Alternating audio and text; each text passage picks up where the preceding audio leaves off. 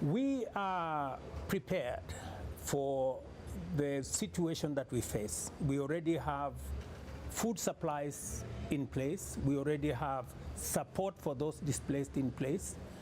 The floods that are ravaging our country, we have close to 10,000 people displaced in Nairobi. We have already a robust program led by none other than my deputy, who could not even attend this meeting because he is focused on making sure that we deal with those who are affected. We have mudslides that are affecting Kenya. In fact, there is an ongoing exercise as I talk to you by the whole of government to make sure that those affected by the mudslides are taken care of. And tomorrow morning, we are having a cabinet meeting to be able to discuss on additional measures that my government is going to take to make sure that citizens who are victims of climate change, who today are suffering floods, they are suffering mudslides, are looked after. It is a realization that while we had a drought a year ago, today we have floods. A year ago, Malawi, Zimbabwe, Mozambique were having floods. Today, they are having drought. That is the reality. That is the new normal, as I said, of our situation, and we have to continuously work at it. Excuse me.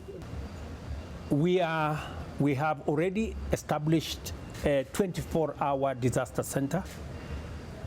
We are monitoring the situation. Our take and that from experts show that these rains will taper and that we will see a lesser intensity of rain. But that is not to say that we are less prepared or we are letting down our guard. We will continuously be monitoring the situation so that we can take care of any emergencies. Already, we have sent out messages to citizens who live in precarious situations, and we are using our provincial administration to even move citizens away from those areas, even if they don't want to move, because we want to look out for their... Facing a myriad of challenges, which together can seem insurmountable. You stand, our leaders, as generals leading this army. But the truth is, 60% of your army stands behind you, unequipped and therefore helpless. We urge you to take this moment that could be the pivot that Africa needs to empower your foot soldiers so that together we can realize our common shared prosperity. This is why, as young people, we're not merely asking you what you can do, the various things that have been listed here today. We're availing ourselves so that we can co-create the solutions that need to be created specifically for young people. One in particular that I must mention is a systems change approach to development that allows for job creation being mapped within all the projects while skilling the continent's workforce. And all we need is your goodwill, your leadership, and your resolve. I thank you. Thank you, Stella, for those remarks. Please allow me to invite everyone who's somebody well known to us, Mr. James Mwangi, CEO of Equity Group. You're welcome to the stage. Let's give him a round of applause, please. Thank you.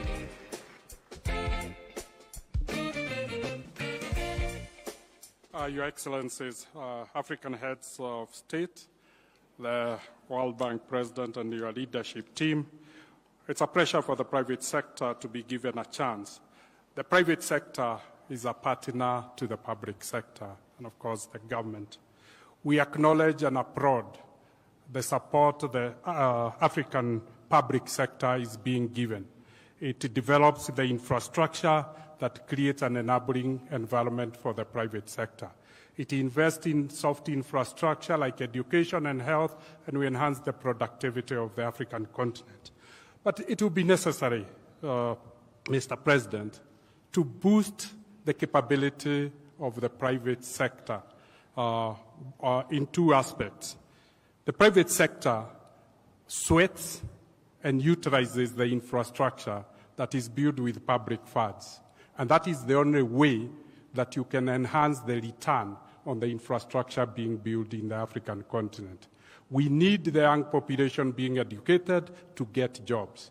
The jobs are coming from the SMEs. The SMEs need to access funding.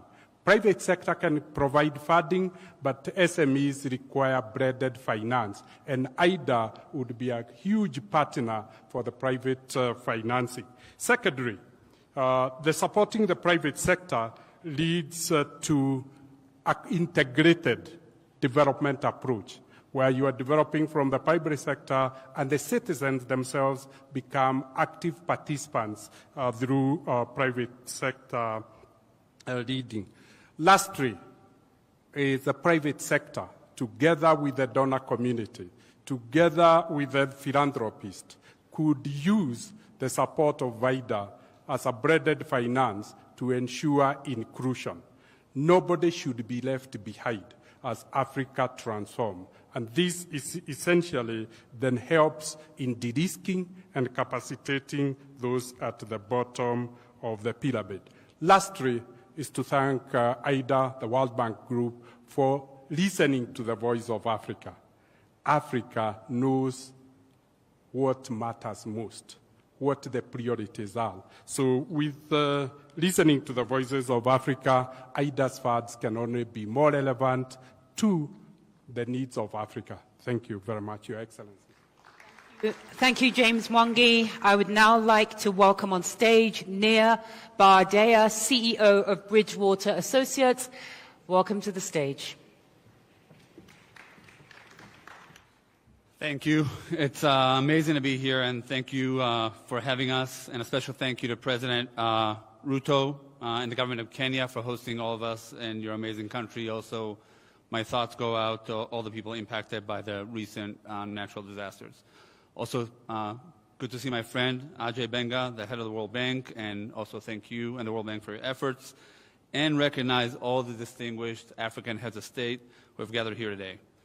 So it's a privilege to add our support to the work that so many of you are doing to realize the potential